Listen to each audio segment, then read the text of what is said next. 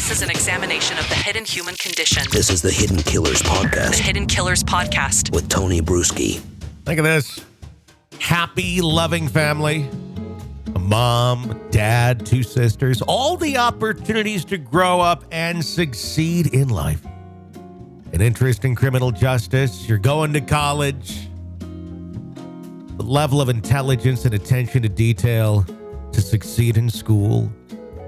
Succeeding in school so much that a professor calls you one of the best students they ever had. But what? What could lead to one day taking all of this good and then allegedly taking the lives of 4 other students in a gruesome crime?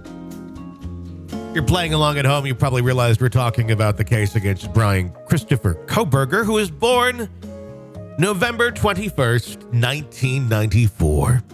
Came into the world as the only son to Michael and Maryann Kohberger, born in Pennsylvania. In addition to his mom and dad, he had the 2 sisters, Amanda and Melissa. Grew up in a Christian family. All reports show that Kohberger was raised in a nurturing and loving household. He'd attend Pleasant Valley High School before pursuing an associate degree in psychology at North Hampton Community College. Could this have been the first clue that Kohberger was looking to find answers on a far deeper level? But a lot of people in that age, especially if you're interested in psychology, as it seems the family kind of was, you're digging deeper. Nothing wrong with that.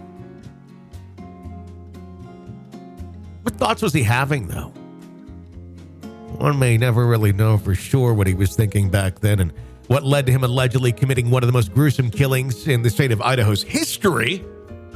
We did have some of that evidence pointed out to us in some of his online postings, which we found. But let's take a look more at the actual education and some of the things he was doing in his criminology classes. A little trip down memory road, if you will.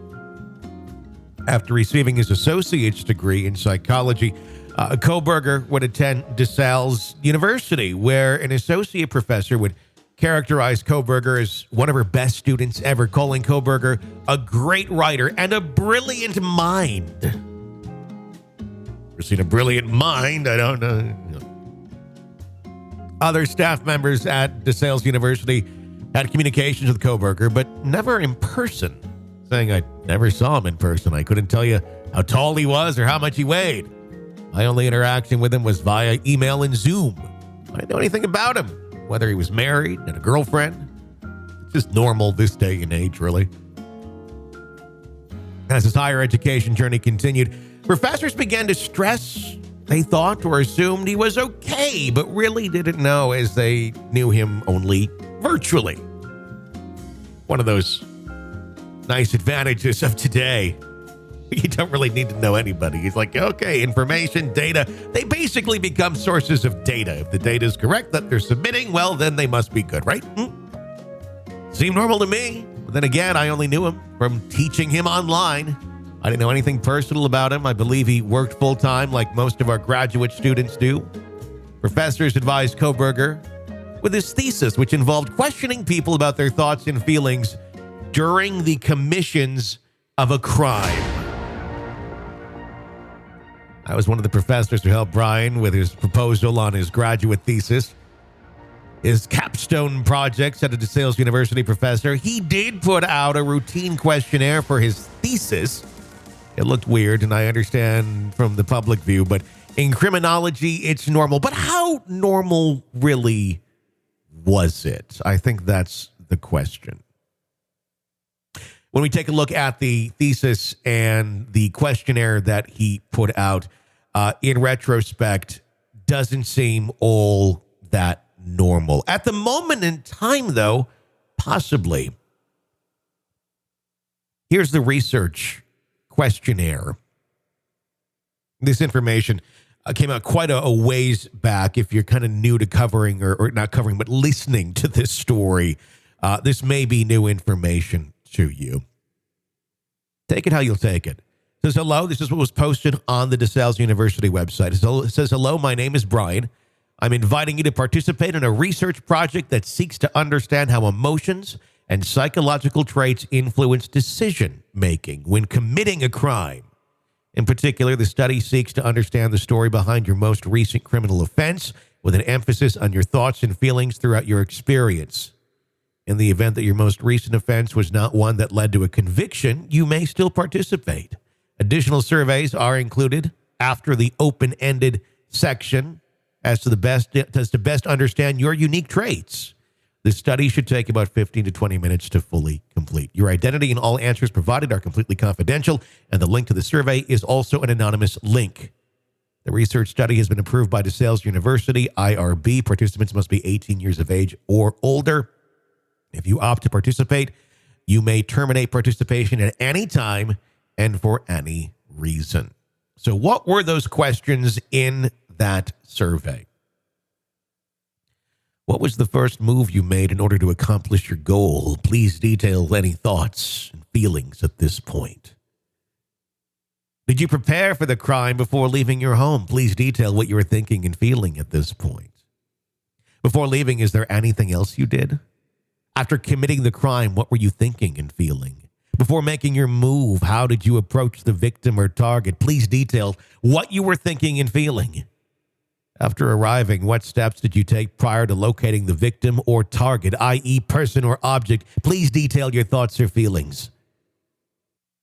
And why did you choose that victim or target over others? Just normal questions for a graduate student doing a criminology research paper, right? Or was it a guide to how he should be feeling as he's carrying out these actions?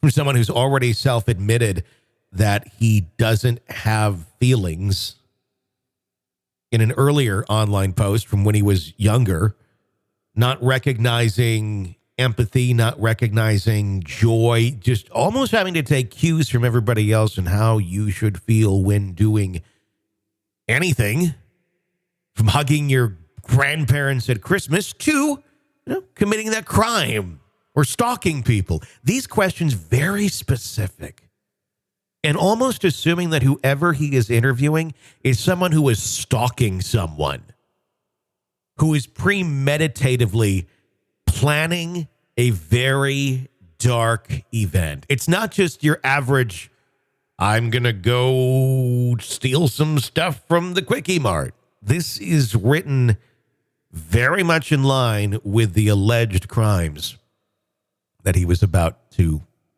carry out. Now, hindsight is, of course, 2020. It's easy to look at that and make those sort of assumptions there.